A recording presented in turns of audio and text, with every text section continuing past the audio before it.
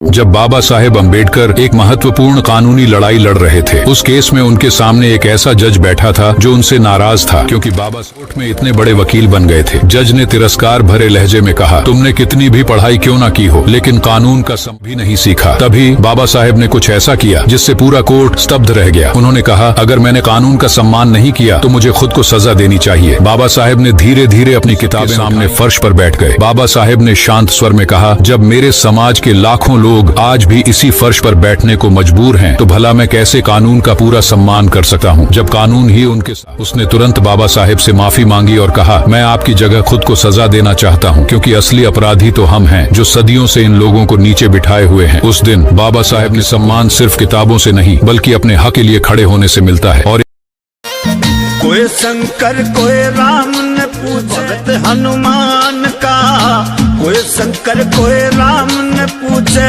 कोई भगत हनुमान का।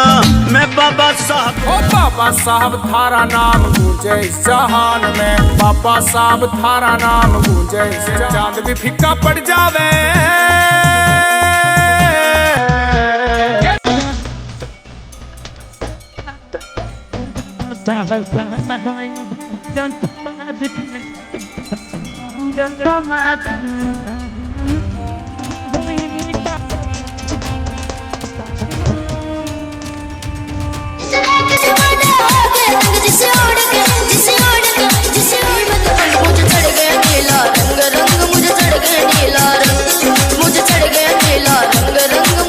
कुछ भी कर सकता है। कोई किसी को पता था जिस व्यक्ति को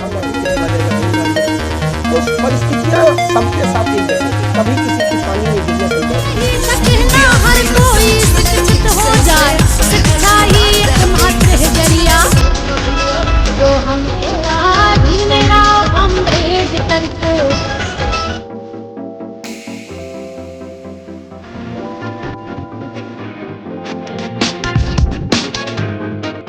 हमें कसम है बाबा साहब की, हम अपना संविधान कभी झुकने भी नहीं देंगे, कभी झुकने भी नहीं।